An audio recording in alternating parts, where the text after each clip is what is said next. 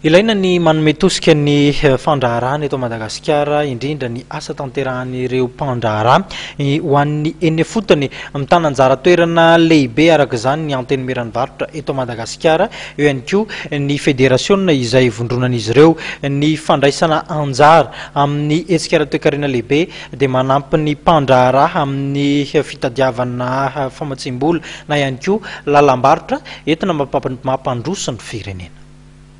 Zava-dehibe ho an'ny mpandraharaha sy ho an'ny federasiony anteny miranvarotra sy ny indostria ny fandraisana anjara amin'ny hetsika ara-toekarena goavana toy ny foire internationale de Madagascar izay nisokatra omaly teny amin'ny Forelo Expo Tanjombato.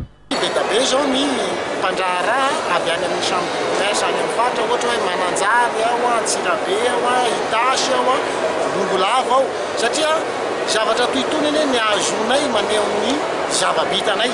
Ary zay ny mahazava-dehibe ny foire internationale tony ary manehoana an'izay ary zay ny tena mission'ny fédération.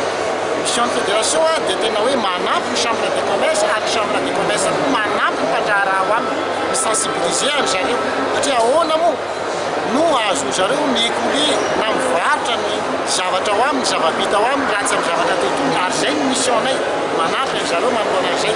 Ary hitantsika ka mba ao anatin'ny zavatra voizina amin'ity film ty dia hoe vita malagasy. Mazana moa anisan'ny olan'ny mpandraharaha ny fitadiavana lalam-barotra izay no mahatonga azy ireo manantona ny anteny miranvarotra izay ihany koa no mahatonga ny federasiona anampy ireo anteny miranvarotra ary ny anteny miran'ny varotra indray avy eo no manampy ireo mpandraharaha. Mandritra ity hetsika ity dia misy ny trano eva anehoana ireo vokatr'ireo mpandraharaha avy amin'ny anteny miranvarotra samihafa ary misy ihany koa ny trano eva iarahan'ny federasiona amin'ireo vondron'ny mpandraharaha toy ny FIFPAMA, ny GEM izay mampivoatra ny fiaraha-miasa miaraka amin'ny vondrona Europeana amin'ny alalan'ny tetikasa Procom. Iray amin'ireo mpandraharaha tonga ety amin'ny film Iravelormisa Victorine avy any amin'ny faritra Vakinankaratra. Marobe zay ny mpandraharaha ary misaotra ny federasiona ny eto Antananarivo ny chambre de commerce Antsirabe koa zay nitondra anay satria tsy mahafantatry ny olona zay raha tsy zavatra tahaka an'izao. Te hanao zavatra mihoatra zay nefa eo ny amohanay anazy zany tena manahirana anay mihitsy.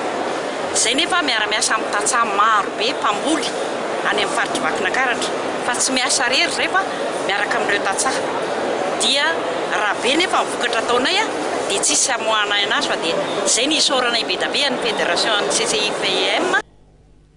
Ny ataon'ity mpandraharaha iray ity moa dia ny manodina vokatra menaka manitra na huile essentielle ary mamboly ananambo izay ezahana aparitaka eo anivon'ny tantsaha manerana ny faritra Vakinankaratra. Antenan'izy ireo fa anampy azy ireo amin'ny fitadiavana lalam-barotra tokoa ity hetsika ity.